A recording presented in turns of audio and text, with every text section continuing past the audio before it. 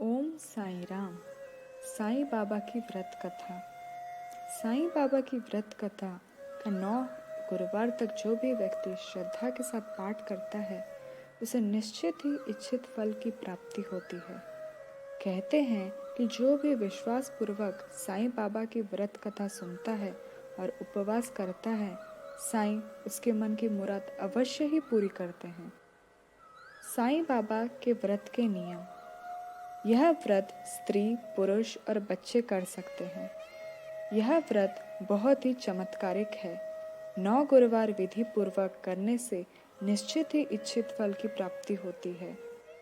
यह व्रत किसी भी गुरुवार से साईं बाबा का नाम लेकर शुरू किया जा सकता है। जिस कार्य के लिए व्रत किया गया हो उसके लिए साईं बाबा से सच्चे हृदय से प्रार्थना करना चाहिए। सुबह या शाम किसी भी आसन पर नीला कपड़ा बिछाकर साईं बाबा का चित्र रखकर स्वच्छ पानी से पोंछकर चंदन या कुमकुम का तिलक लगाना चाहिए। अगरबत्ती और दीपक जलाकर साईं बाबा की व्रत कथा पढ़नी चाहिए और साईं बाबा का स्मरण करना चाहिए तथा प्रसाद बांटना चाहिए। यह व्रत फल खाकर भी किया जा सकता है अथवा एक समय का भोजन करके भी किया जा सकता है। बिल्कुल भूखे रहकर उपवास ना करें। 9 गुरुवार को हो सके तो साईं बाबा के मंदिर जाकर दर्शन करें। बाबा के मंदिर में ना जा पाएं तो घर पर ही श्रद्धापूर्वक साईं बाबा की पूजा की जा सकती है। गांव या शहर के बाहर जाना हो तो इस व्रत को चालू रखा जा सकता है। व्रत के समय स्त्रियों को मासिक की समस्या आए अथवा किसी कारण से व्रत ना हो पाए तो उस गुरुवार को 9 गुरुवार में गिनती ना गिने और उस गुरुवार के बदले अन्य गुरुवार करके 9वें गुरुवार का उद्यापन करें। उद्यापन की विधि। 9वें गुरुवार को उद्यापन करना चाहिए। इसमें 5 गरीबों को भोजन कराएं। भोजन अपनी यथाशक्ति से देना या करवाना चाहिए।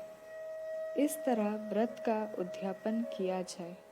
उपरोक्त विधि से व्रत एवं उद्यापन करने से निश्चित ही आपकी मनोकामना पूर्ण होगी, ऐसा साईं भक्तों का विश्वास है।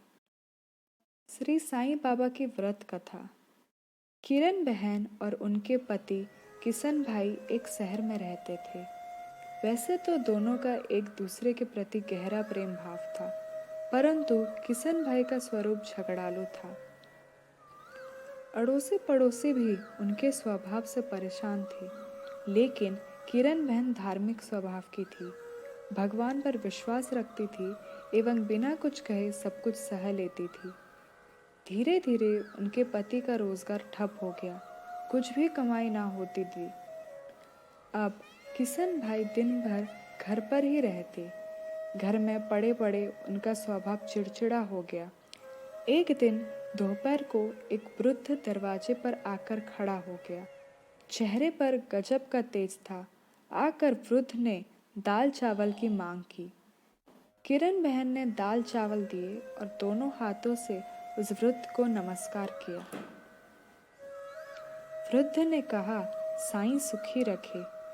किरण बहन ने कहा कि महाराज सुख किस्मत में नहीं है, फिर मिलेगा कैसे? ऐसा कहकर उन्होंने अपनी दुखी जीवन का वर्णन किया। वृद्ध ने श्री साईं बाबा की व्रत कथा के बारे में बताते हुए कहा, 9 गुरुवार फलाहार या एक समय का भोजन करना, हो सके तो बेटा साईं मंदिर जाना, घर पर साईं बाबा की 9 गुरुवार पूजा करना, साईं व्रत करना, आरती पढ़ना और विधि पूर्वक उद्यापन करना, भूखे को भोजन देना, साईं व्रत के बारे में लोगों को यथाशक्ति बताना, इस तरह साईं व्रत का प्रचार करना। साईं बाबा तेरी सभी मनोकामना पूर्ण करेंगे। यह व्रत कलयुग में बड़ा चमत्कारिक है। यह सभी की मनोकामना पूर्ण करता है, लेकिन साईं बाबा पर अटूट श्रद्धा रखना जरूरी है। धीरज रखना चाहिए। जो इस विधि को साईं बाबा के व्रत कथा और आरती पढ़ेगा, बाबा उसकी सभी मनोकामना जरूर पूर्ण करेंगे। किरण बहन ने भी गुरुवार का व्रत किया। 9वें गुरुवार को गरीबों को भोजन कराया। साईं व्रत के बारे में औरों को बताया। उनके घर में झगड़े दूर हुए और सुख शांति हो गई, जैसे किशन भाई का स्वभाव ही बदल गया हो। उनका रोजगार फिर से चालू हो गया। थोड़े समय में ही सुख समृद्धि बढ़ गई। अब दोनों पति पत्नी सुखी जीवन बिताने लगे। एक दिन किरण बहन के जेठ जेठानी आए और बातों ही बातों में उन्होंने बताया कि उनके बच्चे पढ़ाई नहीं करते, परीक्षा में फेल हो गए हैं।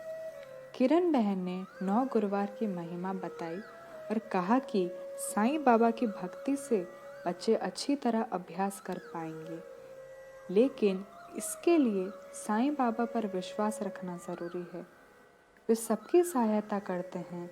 उनकी जेठानी ने व्रत की विधि पूछी तो किरण बहन ने कहा कि 9 गुरुवार फलाहार करके अथवा एक समय भोजन करके यह व्रत किया जा सकता है, और 9 गुरुवार हो सके तो साईं दर्शन के लिए मंदिर जाने को कहा और अन्य सभी नियमों के बारे में भी उनको बताया। सूरत से उनकी जेठानी का थोड़े दिनों बाद पत्र आया कि उनके बच्चे साईं व्रत करने लगे हैं और बहुत मन लगाकर पढ़ते हैं। उन्होंने भी व्रत किया था। इस बारे में उन्होंने लिखा कि उनकी सहेली कोमल बहन की बेटी की शादी साईं बाबा की व्रत कथा और आरती पढ़ने से बहुत ही अच्छी जगह हो गई है। उनके पड़ोसी ने गहनों का डिब्बा गुम हो गया था। वह साईं व्रत की महिमा के कारण 2 महीने के बाद मिल गया। ऐसा अद्भुत चमत्कार हुआ था।